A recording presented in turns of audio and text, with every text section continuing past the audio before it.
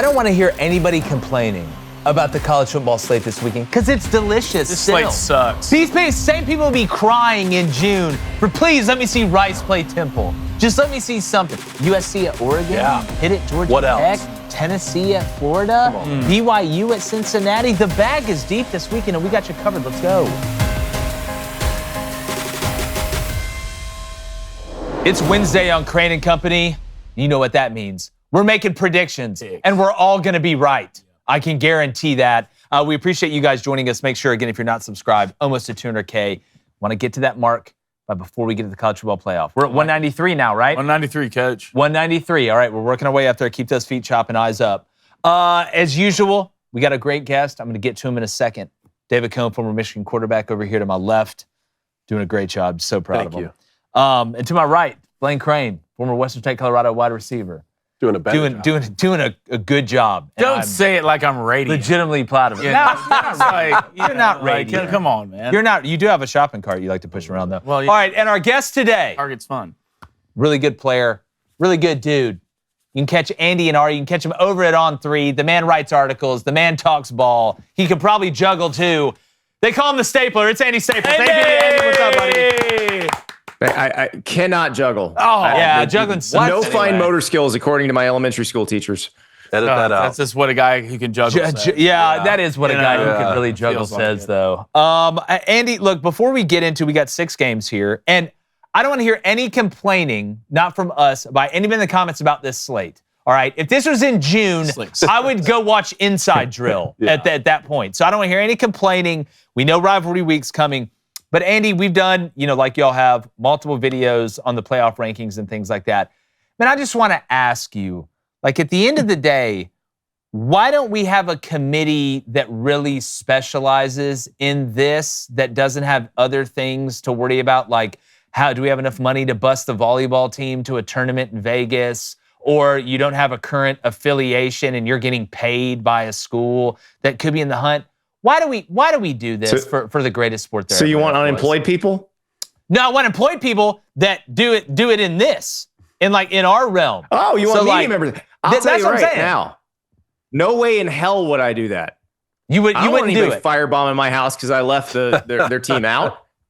Well, look, at the end of the day, man, we're a country built on people firebombing people's houses, man. It's just how it is. Wow, good sell. Great sell job there. It's all in, Andy. But what did you think? What did you ad. think about this latest reveal? Just off the cuff. Well, the Alabama being below Notre Dame and actually being below Oregon too was a little surprising to me. I did a prediction on Saturday night. I had Alabama ahead of those two because past committees have really defaulted to who did you beat. Yeah. And this committee does not seem to care about that. That doesn't seem to matter to them.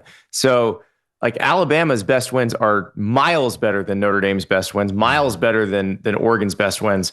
And so I was a little surprised by that because I thought Oregon would be in the spot that Indiana was in last year where the teams you've beat aren't very good. You lost to the one good team you really played. And like, I'm talking about this week's rankings because if Oregon beats USC, then that is a good win and that will help them. But right now they don't have that yet. So I was very surprised by that and probably I underestimated how crazy that was going to make everybody in Alabama. They're going nuts right now. I just did a show in Alabama. Our friends at the Next Round Live, like they're concocting scenarios where they are scared that if Texas Tech loses the Big 12 championship game, that they'll get in over an Alabama team that wins the Iron Bowl but loses the SEC championship game. And I think it's, David, the setup for later is the biggest concern if you were to, because a 9-3 Bama is not getting in if they were to lose to Auburn. They're not getting in, but if they win the Iron Bowl, guys, they're getting they into gotta the playoff. be in. 100%. 100%. And the SEC championship game. Yeah. Again, you could lose, like at that point, if you're playing in the SEC championship game, if you're playing in the Big Ten championship game, you are in the college football playoff. The only two conferences where the loser of those two games is not getting knocked out of the 100%. But I think also the hosting is another thing as well. And Cone, our rules, at least my rule's always been, if it's within one game, if you have an 11-1 Oregon and a 10-2 Alabama, like I can understand a 10-2 team jumping at 11-1 team. Now, if it's an 11-1 team versus a 9-3 team, that's where I stop it. But at the end of the day, you can make an argument 11-1 being ahead of 10-2, or 10-1 being ahead of 9-2 makes a little bit of sense. It's the Notre Dame thing that we had a problem with, but yeah, sure. I want to ask all you guys, Andy. I'll start with you. When all of this is said and done, who will be the best football team that gets left out of the playoff? Ooh, that's a good question. I think it might be Utah. Right there on the bubble. What do you guys think? Because well, go ahead. They're not going to make it. They're not going to make it because they need some weird things to happen to even get them into the Big 12 championship game. So they're kind of frozen out because the two teams they lost to were Texas Tech and BYU. I'm going to say I think the best team that gets left out, Vandy. Vandy, what do you think? I was going to say Vandy. Okay, so what about Miami? I don't. And that's where it's like, what's a good team versus a team with really good players? I think they've won a lot of games because they have really good players lately. Yeah. I like all those answers. I was thinking about all those answers this morning, but I'll go Miami at this point. Yeah. Clearly, the committee says we don't value. And I think a 10-2 Vandy gets in. Remember what Hunter Yurchek said last night though. He said they don't consider Miami and Notre Dame on the same tier, and we're not comparing them head to head. Well, Miami's creeping up. Yeah. And if Miami plays the way they did on Saturday against NC State, if they play that way against Virginia Tech and Pitt, Miami will creep up right next to Notre Dame in the rankings. I get that. And then they will be compared head to head. Okay, well, we brought this up yesterday because, I think the committee's seen what they've done wrong and they backed themselves in a corner and they're going to look and say, okay, Miami has back-to-back road games and one of them's at Pitt. We can use that to justify moving them up to get them closer to Notre Dame where we can compare them. You should have already been comparing them. Like, this was the problem. Like, they thought as long as you move Notre Dame so far away from Miami at, what was the first one, 10, and one of them's back at 18, then we'll see, it wasn't for one spot that we were comparing the two teams that have the same record, but the other one beat them. Well, that was your problem from the jump. Yeah. Well, you lost me at they're not the same tier and the thing team is, when like, one of them beat them. Yeah. The thing is, if their resumes were vastly different, like if Notre Dame's wins looked like Alabama's wins and Miami's were what they are, that would be fine. But Notre Dame's wins and Miami's wins look the same. Yeah. Their resumes are the same. Yeah. And again, we are barreling toward, to me, if I was on the committee, I would pray to God that you got me in a scenario where in the last spot, you had two teams that actually played each other during the season, because it would give me an easy answer to the test. You take the team that wins the head-to-head. I just hope, again, at the end of the day, if it does come down to that they make that decision. But now people are going to freak out because they had Notre Dame ahead. It actually reminds me of 2014, first year of the playoff. The first rankings came out after Baylor lost its one loss of the regular season. And so they had Baylor below TCU, even though they had the same record and Baylor won when they played. And then they get to the last ranking. They're like, oh, crap. Baylor beat TCU. Why do we have them below TCU? And they put them above TCU. Yeah. I actually hope it develops like that because, again, I think at least we're all in agreement here. Head-to-head should matter the most. But let's get into some picks, all right? And it's a sneaky slate. That's the way I'm going to put it. It's a sneaky slate, Blaine. First game, Tennessee going down to play Florida. Swamp. What's the side? What's the total? All right, this game is a 6:30 game, night game that opened at -3.5 Tennessee. It is sitting -3.5 Tennessee. The money is laying Tennessee right now. The over-under opened at 57.5. It is sitting at 57.5. Money line going off for Florida at +155. Andy, I want to start with you. It feels like Florida kind of put all the gas they had left into that game at Ole Miss. I'm just at this point, you know the record, it's bad. Billy Napier's not there anymore. The interim's not going to get the job. Tennessee has more to play for. Not that Tennessee's going to make the college football playoff for the SEC championship game. I like Tennessee to cover in this one because I think Florida's done. I think they're done for the season. I think they're going to mail it in and pack it in. I've got Tennessee big in this one. I thought they packed it in at Kentucky and then they came back and tried at Ole Miss. So I have no idea. Yeah. It's a good point. Like I had them on, like once they quit at Kentucky, I was like, well, they're done. So I'm not sure they're done. And they tend to play better at home than they do on the road, at least under Billy Napier, which obviously he's gone, but this is still his staff and his roster. There's also the supernatural guys. Does anybody remember what year it was the last time Tennessee beat Florida in the Swamp? 1774. No. I can't remember off the top of my head. It's not 2003. Who was coaching? I'll give you I'll give you a range. Who was coaching Florida the last time Florida lost to Tennessee in the Swamp? The last time that Florida lost to Tennessee in the Swamp. God, okay. It had to be early 2000s. Zook? It was Ron Zook. It was 2003. Yeah. Okay, yeah, there we go. Yeah. Bang, Urban bang. Meyer, Will Muschamp, Jim McElwain, Dan Mullen, Billy Napier. They've never beaten any of those guys in the swamp. They will not beat any of those guys in the swamp because Billy Napier is gone. I need to see Tennessee win in the swamp before I will pick Tennessee to win in the swamp, especially if you're giving me points. So I will take the Gators. Interesting. Wow. Interesting, Nice. interesting. All right, Coney, what do you think? I do think this thing being in the swamp, to Andy's point, makes it very interesting. But man, Florida's been the most Dr. Jekyll and Mr. Hyde team. Against Texas, they look like world beaters, hanging with Georgia to 3 points. 3 quarters against Ole Miss. Then against Kentucky, they look like a Division III team. DJ Lagway is getting benched. Because of that inconsistency, give me the Vols to win down there for the first time since 2003. Blanye. Yeah, I'm going to go with Tennessee on this one. I think it's going to be close. You think Tennessee covers the 3.5? Yeah, I do. Yeah, I think they end up winning by 4. Give me the 4-point win. Look, I mean, Florida, y'all said it. You can wrap it up any way you want to. They're the Drew Barrymore of college football. I mean, they just forget. But sometimes they remember, but then they just forget. Yeah. They do it every Saturday. I think it's going to be close. I'm interested to see how Tennessee's defense comes out. Is going to stop the run game from Florida. I think Ball is one of the most underrated backs in the country. I think that Tennessee offense and what Heupel has built there, that will dictate who wins at the end of the game. Close. Give me Tennessee 31, Florida 27. Yep, that's 4. Good job. Thanks. No problem, dog. I just part of me with this one, man. Like, if you're a Tennessee, should Tennessee fans have any hope of possibly maybe sneaking in the college football playoff? You get Vandy at the end of the year. Is there any sort of doomsday scenario where it could happen? Anything, Andy? Is there anything in the Matrix? No. Okay. There's no way. All right, playing for pride and pizza, baby. All right, They'll let's still be ranked. Who you got? They can lose I already said. whatever, I said I got right. Tennessee. Oh, okay. Score. Huh? Tennessee, give me 30 Okay. to 24. That's what I got. Tennessee. Okay. 30 to 24. Yeah, okay. All right.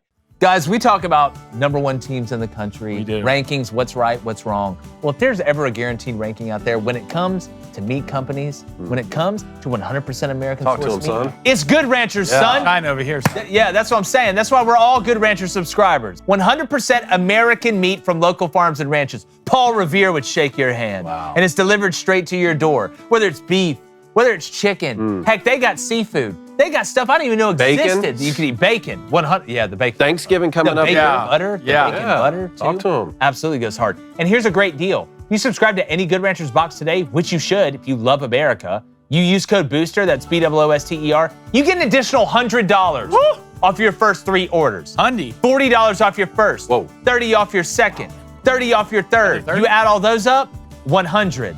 And with our code, you also get free meat for life when you subscribe. For life? Free meat for life. So hit up goodranchers.com this holiday season. Full of delicious meats and meals. And use code BOOSTER at goodranchers.com. Get that great deal. Let's get back to the table, baby. Game 2, let's go over to the ACC. Pitt, who on offense last week looked like something that rhymes with Pitt, is going to go play Georgia Tech, who just, oh boy, from Hacksaw Ridge, man, Haynes King Private just Dawson, keeps going baby. up. He just keeps going up. They survive against Boston College. Cone, I'm going to start with you here. But, Blaine, what is Yeah, the to be honest, what is I'd the rather total? you start with me so we can I'm going to start with Cone, go to you, and I'm going to start with We Cone. do it every Wednesday. Figure it out. This game opened at -2.5. Georgia Tech. This game is at Georgia Tech. It is still sitting -2.5. Georgia Tech. The over/under opened at 61.5. That game has got bet up a point to 62.5. Money is laying the under with Pittsburgh coming off their money line at +115. Well, look, I know Pat Narduzzi was saving up all his ammunition for these ACC games. They didn't lose by 100. Yeah, it didn't lose by 100. It looked like it was headed that way. Give me Georgia Tech. I want this all-Georgia matchup with both teams having 1 loss. That's what I really want, just to find out. And eliminating See if we can get another 8 overtime edition of that game. and eliminating Pitt. All right, Blaine, what do you got? Yeah, it's going to be a fun matchup to watch, to be honest. Pittsburgh, the way their defense is built to stop the what? Stop the run. What does Georgia Tech and Britt Key want to do? They want to get on the ground the entire game and just pound you. Nobody clipped that. I really don't want to see that later. It's just hard for me to bet against Private Dawson. It's just Private hard- Doss. Dawson, his real name's Dawson. Oh, okay. Yeah, don't correct me and be wrong. I think it's Doss. I think it's actually Private Doss. is the Haynes real guy. King is the glue that keeps college football together. Really? That's who it is. I'm sorry, I can't pick against him. Give me Georgia Tech. Close. It's just I can't wait to watch Pittsburgh's quarterback Heinz Schnagel, whatever his name is, break 13 tackles in the backfield and throw it away. Yeah. Andy, what do you think? That's so true. Pitt at Georgia Tech. The disrespect for Mason Heinschel. Mason Heinschel was 5-0 as a starter before that Notre Dame game, which clearly they didn't care about. Pat Narduzzi told us they didn't care about it. Yeah. set him up. 5-0 before that against not great competition. But the thing is, if we look at Georgia Tech this year, have they actually been good?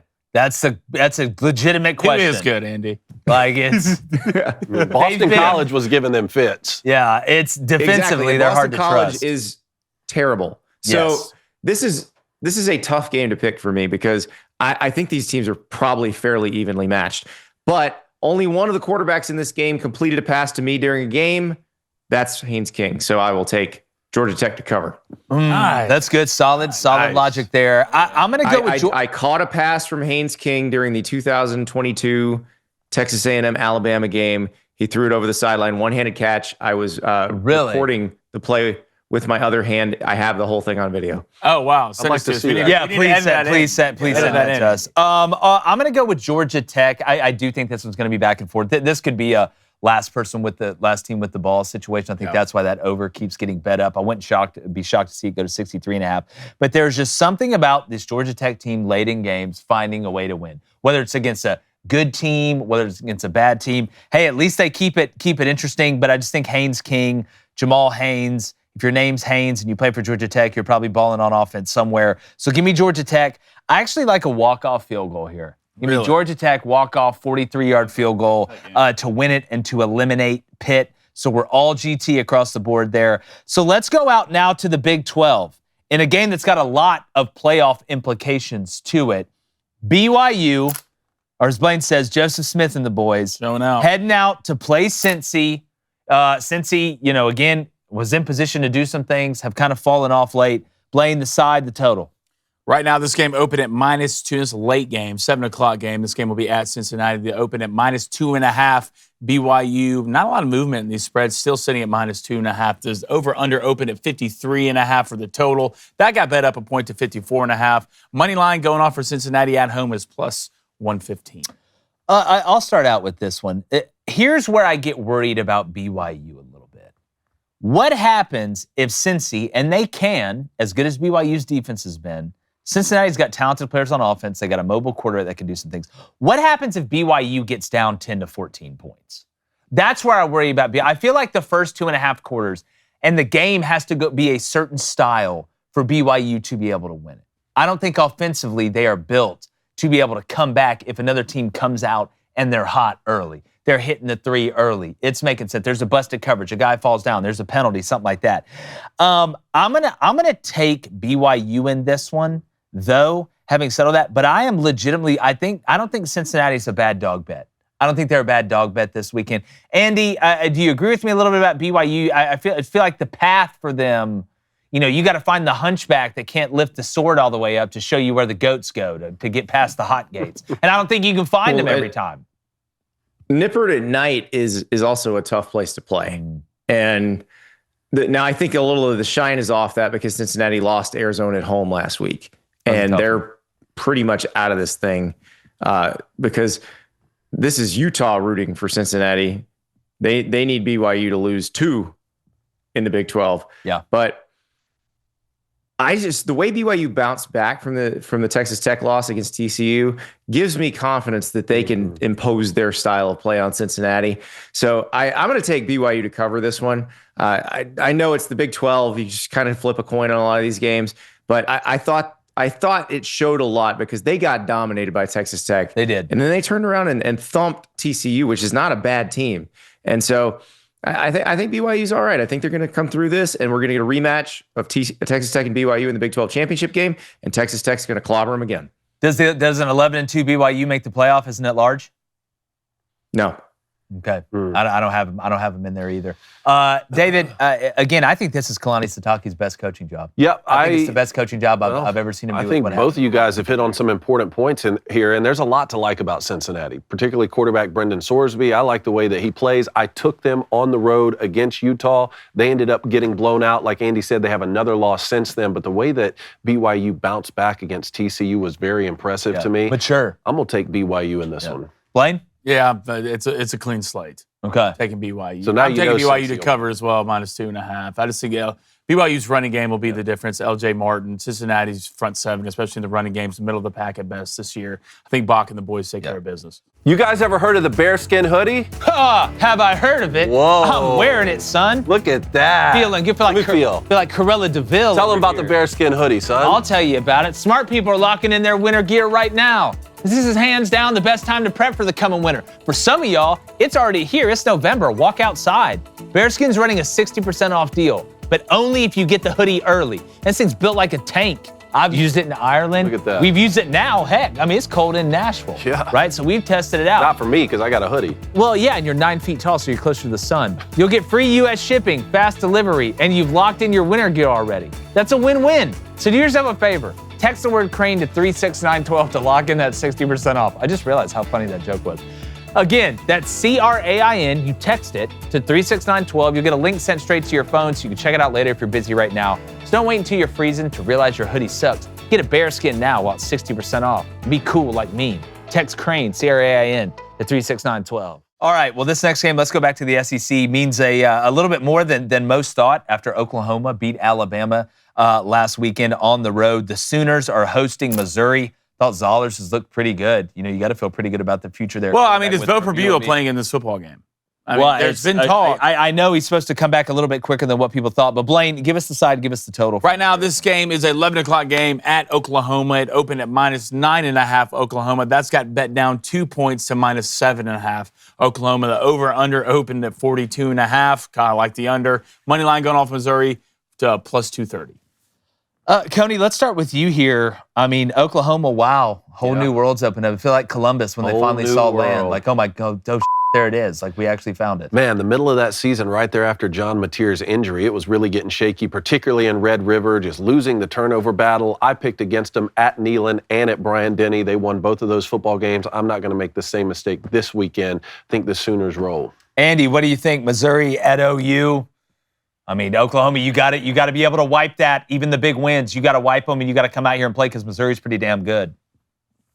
Yeah. Now, the Perbula thing's interesting because he was in warm-ups last week, but that is apparently it's part of his rehab. Eli Drinkwitz put a little cold water on the Isbo playing because my assumption was that he's warming up for this game.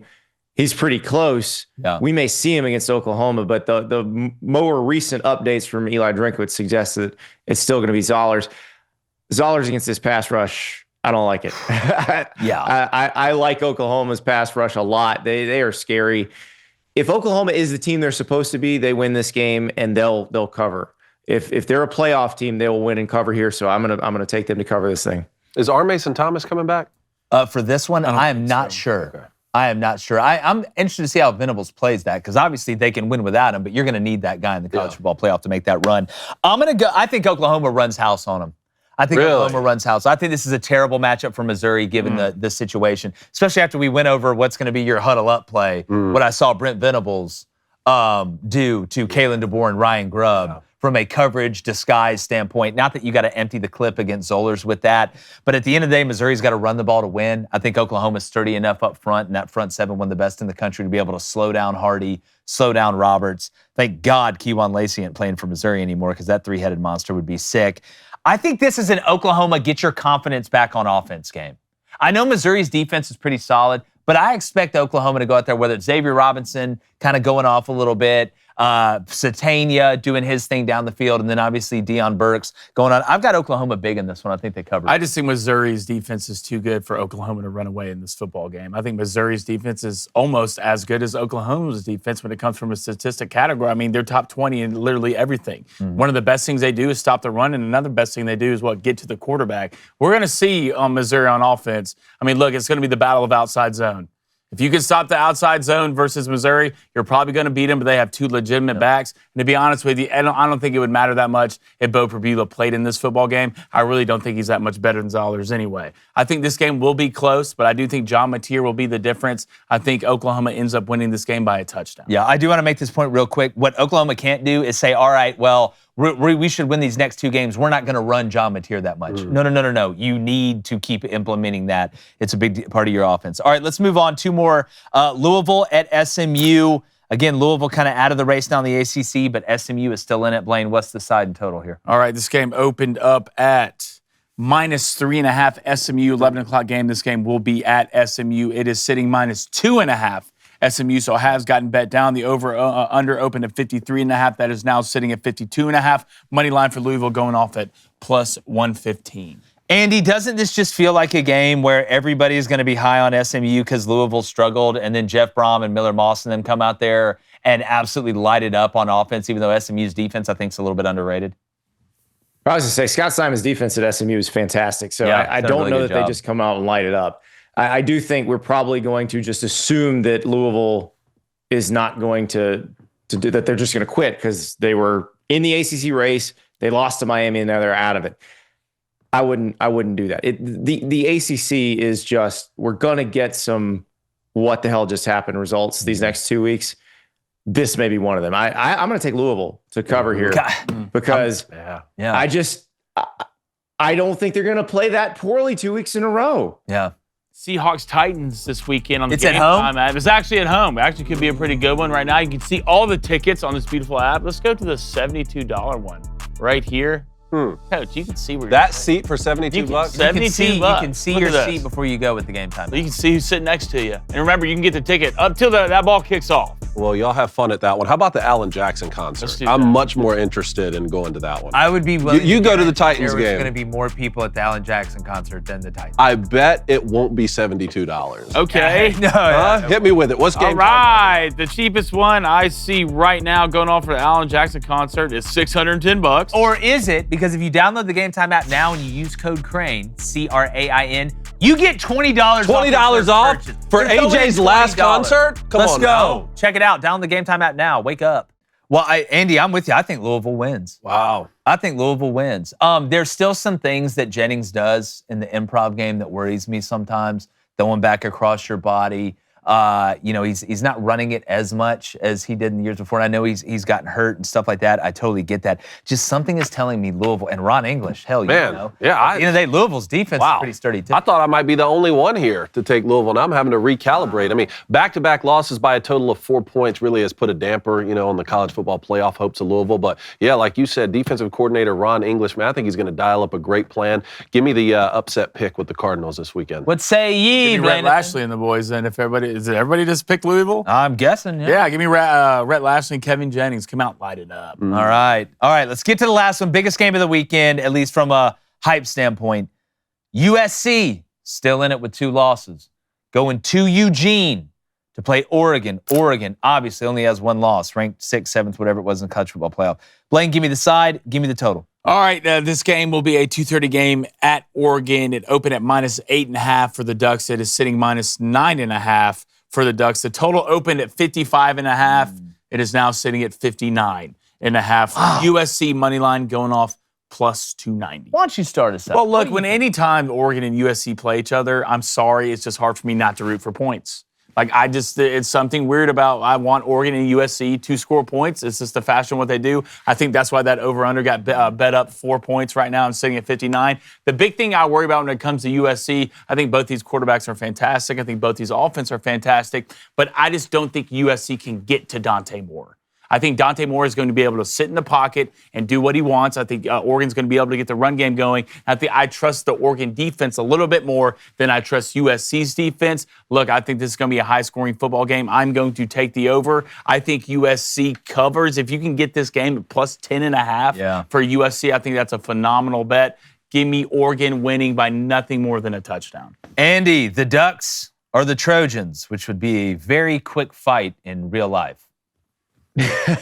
So Oregon got Kenyon Sadiq back last week. Yep. We think they're getting DeCorian Moore back this week. So the offense should look better than it's looked in the past. It was fine, and it was fine against Minnesota. But like, it'll look better than it did against Iowa. Iowa, they were working with, the receivers that are not used to being put in those spots, and they still averaged 7.3 yards a carry in that game. So I like Oregon here, but not by that many points. I think USC is going to keep this one close. I think USC can run the ball really well with King Miller, and I think that's kind of the difference. They're just more physical up front on both sides of the line of scrimmage than they were last year. Yeah. And this is a team, I don't know if they're as good as Oregon up front, but are they good enough to hang? I think they are. So I'll take USC to cover and Oregon to win. David, what do you think? I can't wait for this matchup, man. And this has massive implications in the Big Ten. Obviously, USC needs to win this game to stay alive in the Big Ten championship hunt because one of those losses is out of conference to Notre Dame. Oregon needs to keep rolling. Michigan needs USC to lose this game so that head-to-head's not triggered, and Oregon to lose another one because one of their out-of-conference losses is to Oklahoma. They're still alive in the Big Ten championship hunt. So I'm really fascinated by this, and there's a lot to love about this USC team. Watching Mekhi Lemon play football and King Miller run the ball, I really like, and their physicality, like that's what surprised me most this year. My thing is that they look so much better at home. And if this game were in the Coliseum, I'd take USC right now without a second thought. Being in Eugene, though, I'm going to take Oregon. Yeah, it's hard not to look at what Dan Lanning's done, especially with this team, regardless of the schedule or this, that, or the other, and just be impressed once again with him. Dante Moore, we've talked about, his development. He's a tough ass too. He stands in there and takes hits, delivers the ball. Those are really pretty ball. If they get DeCorian Moore back, you get Sadiq back. That's kind of your two-way guy at tight end, like Andy mentioned. But I'm gonna tell you something, man. This Lincoln Riley team, I think, is a little bit different, to Andy's point as well, than what we've seen in the past. I do think their physicality up front and just their overall talent, especially up front on the offensive line, has gotten better. I don't think people realize how far USC had fallen from just a talent and personnel standpoint up front, as opposed to what they have now. And I'm waiting for Maava to just have one of those freak out moments in a big game. Mm-hmm. And it look on the box score like what a Lincoln Riley offense typically looks like. Boys, I like USC in this one. Nice. I'm going to take them as one of my dogs in locks, leans, and dogs. I get going on the road, but it's not like you're having to go all the way to Ohio. Oregon's, I'm not a geographic ologist. Yeah. But I know. I love rocks. Yeah, I love holding rocks. No, I know Oregon's not that far. I like, my guts tell me USC. Right. Man, nice pick. I'm going to roll with USC in this one. Andy, as usual, buddy, great stuff. You and Ari do a fantastic job over there at On3. In case people don't know, which if they're watching our show, I'd be willing to probably guess they watch yours as well. Tell them where they can find y'all's stuff. The On3 Sports YouTube channel. Please subscribe, and then you get a push notification anytime we're going live. But we're 3 o'clock Eastern time every weekday, except on Fridays because we have the Saturday show after the games at 11:30 p.m. Eastern time. And then we're in all your podcast feeds. So if you don't want to have to look at us, don't worry. We got you covered there. Yeah. Which, just like us, is understandable. I 100% get. So that's what we always say to Jake, Andy. Yeah, he's always had a face for radio. Yeah. Wow, that's a hilarious joke. Did you come up with that? Man. You look like Megan Rapinoe. Anyway. Okay. So all right. Hey, Andy, appreciate you coming on, buddy. We'll talk to you soon. Going to be a hell of a weekend. Make sure you guys are subbed almost to 200K. Make sure you check out all the instant reactions and like the chances of me not being fired up. For hell, Maction, Fun Belt, all the stuff. We got college football tonight. Somebody get upset about something. We're going. Gone.